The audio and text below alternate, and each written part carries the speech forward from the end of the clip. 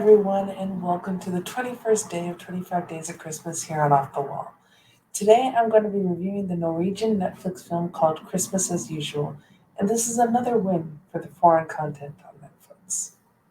Since I Hate Christmas is a series, and the Hannah Waddingham thing was a Christmas special, which go check out the reviews for both of those. I think that's day 1 and day 13, if I'm remembering correctly. Christmas as Usual may be my favorite Christmas movie release this year. The two main characters, Thea and Jashan, have such good chemistry together.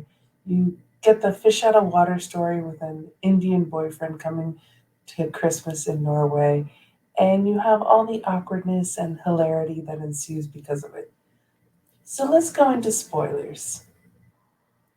Jashan and Thea live together in what I believe is LA.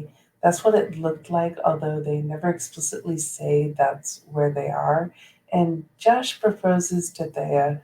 Right off the back, you see how funny Josh is and how cute of a couple they are. I mean, this was his proposal.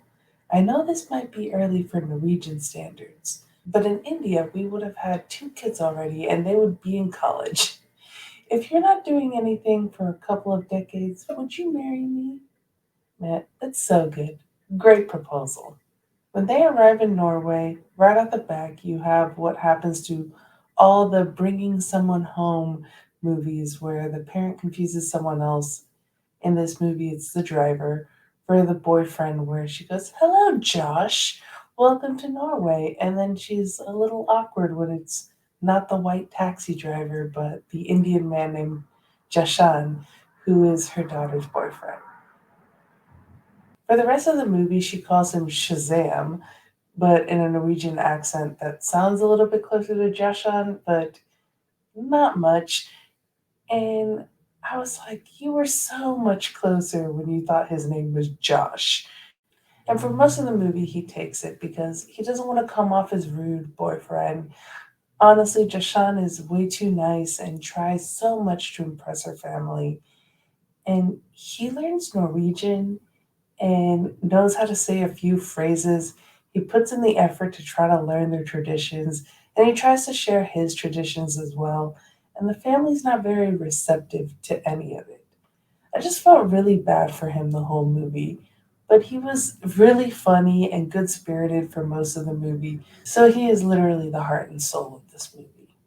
Also, in these types of movies, there's an ex boyfriend, because of course there is, who also happens to be the boy next door, who Thea's mom loves and wanted Thea to end up with, which leads to awkwardness because he tends to turn up a lot. Thea wants to wait to tell her mom about the engagement. She tells her brother and sister in law right away when they show up, but the not revealing it to mom really gets in the way of the relationship between Thea and Jashan and affects it throughout the movie. Some of the funny moments in this movie is when Thea says, "I just want her to get to know you and see the side of you that I fell in love with." And he responds with, "You want me to have sex with your mom? Fine. I just wasn't ready for this. But if that's the local tradition, I'm happy to." Another is when he asks why they hang Norwegian flags on the Christmas trees, and the answer is because everyone does it. And he replies, even Americans don't do this, and they're pretty patriotic. Another is when Jashan makes dinner for the family, and turns out he travels with all his spices so he can make Indian food anywhere he goes. And her mom, brother, and niece cannot handle the spice at all. The sister in law can because she lived in India for a bit after high school and has a tattoo in Hindi, which she thinks says inner peace, but turns out to say Gauri, which means white girl. Classic getting a tattoo in another language you don't speak because it looks cool and ends up being something weird on your body forever. On Christmas Eve dinner, just like how the family first tries to be nice about his cooking, he tries to be nice about their very bland looking Norwegian Christmas dinner, which, in all honesty, did not look appetizing at all. I mean, as a Cuban, we eat pork every Christmas Eve, but it's well seasoned, and this pork did not look good. We even have a moment where her family goes, "Oh, are you not allowed to have pig?" And he says, "I'm Hindu. Muslims don't eat pork." And their answer was, "Oh, I forgot." The only way he's able to eat this food is by downing shots of alcohol in between every bite. And when Thea says he's had enough, she brings some spices from the kitchen and they add the spice to the meat under the table, which is kind of a hilarious scene.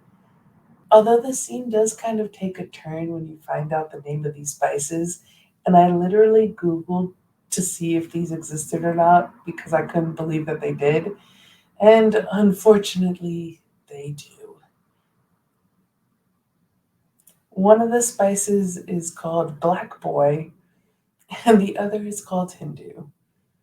And these exist in Norway, and I still can't believe it. Joshin has finally had enough and goes off on the family. He says, "As an Indian person, I never thought I would be offended by spices, but these are some pretty racist condiments." Then turns to the mom and says, "No disrespect, but I use an entire garlic to fry an egg. You can understand it's challenging to eat unseasoned pork with crunch fat and chewy fat and fat sauce. Why do you have black boy and Hindu spices in your house?" She calls him Shazam again, and he yells that his name is Jason. And I was finally happy that he was sticking up for himself in this family.